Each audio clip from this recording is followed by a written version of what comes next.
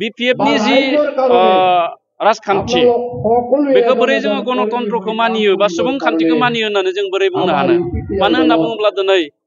बिटिसिनि सासे बारग' गाहाय खुंगिरि एबा चिफ मानगोनां हाग्रामा महिलारि बिथाङा बिटिसिनि एसेम्ब्लियाव सानसेबो थाङाखै जोबोद गोजोनथाव 32 नं बिटिसि भेरगाव समष्टियाव दिनै 400निबो बांसिन बिपिएफ कंग्रेस बा गुबुन गुबुन राजनीतिक दलनि मावथि बिथांमोना जोंनि इउपिपिएलआव जइन जाफैदों आरो बियो इउपिपिएलआ जे फैबाय थानाय बिटिसि इलेक्शनाव हारसिङैनो सरकार खुंनो हागोन बिनि बियो मोनसे फोरमान 32 नं बे भेरगाव समष्टि बेयाव इउपिपिएलखौ फेजेननो हानाय बेयाव जेबो राजनीतिक दल दिनै गैया मानो होनना बुङोब्ला जोङो 2020नि जि बिटिसि बिसायख'थि बेयाव 19,500 जों भट मोनदोंमोन एबा जोंनि भट शेयारा 42 जौखोन्दोमोन आरो दिनै जोङो 19,500निफ्राय जागायनानै जों दिनैनि तारिखआव इउपिपिएलनि भेरगाव समष्टिनि जि राजखान्थि गोहो एबा दिनैनि तारिखआव बिसायख'थि जायोब्ला भेरगाव समष्टिनिफ्राय 30,000नि बांसिन बेयाव भट मोननायनि मोनसे जोंनियाव हिसाबा फैदों आरो जोंनियाव सार्भेया फैदों दा बे हिसाबै जोंनि बे 32 नं भेरगाव समष्टियाव जिहेतु गुबुन गुबुन राजखान्थि दोलोफोरा बेवहाय जेबो खालामनो हाला आरो बेखायनो बेखौ नुहुरनानै गावनि भबिष्यत समाजनि भबिष्यत ओनसोलनि भबिष्यतखौ नायनानै गुबुन गुबुन दोलोआव राजनीति खालामनाय बिथांमोना दिनै इउपिपिएलआव लोब लोब जइन जाबाय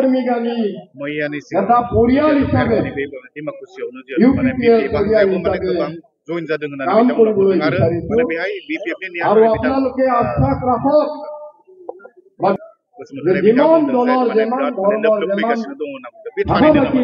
बे बिथांमोननि गावखौ सन्तुष्ट खालामना लानाय खोथासो दिनैनि नैबे जगदान जानो गोनां सुबुंफोरखौ बिथांमोना हमथानो थाखाय मैयानि सानसे सिगाङाव बिथांमोना हाखु दाखु जगदान खालामनो थाखाय हाबाफारि लाब्रबदों आरो बे हाखु दाखु खालामनाय जगदानाव गावसोरनि मानसिखौनो बिथांमोना जइन खालामदों बेवहाय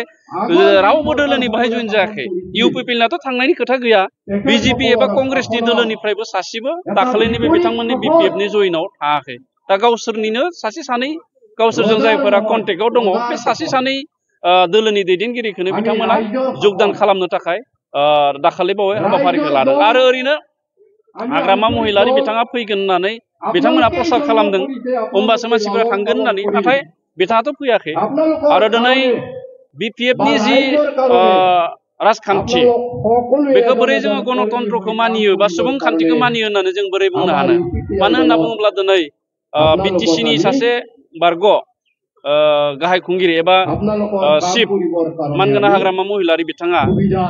बिटिसिनि एसेम्ब्लियाव सानसेबो थाङाखै दा बिथाङाथ'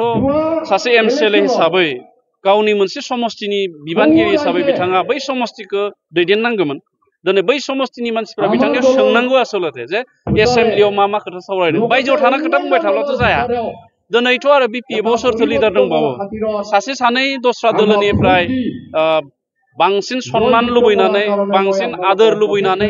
गावनि गोरोंखौ देखायनो लुबैनाय सानै साथामसो सुबुङा दिनै बिपिएफआव हाबनानै दङ आरो बिथांमोनानो खोब बोलो होदों जाय बोलोआ ओरैनो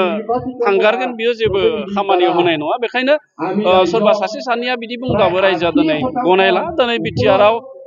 बिटिआरनि दानि गाहाय खुंगिरि मुस्रि प्रमद बर' बिथांनि जि जयगान बियो जागायबाय आरो बेखौ रावबो हमथानो हाया फैबाय थानाय इलेक्शनाव इउपिपिएलआ एबसुलेट मेजरिटि मोनखागोन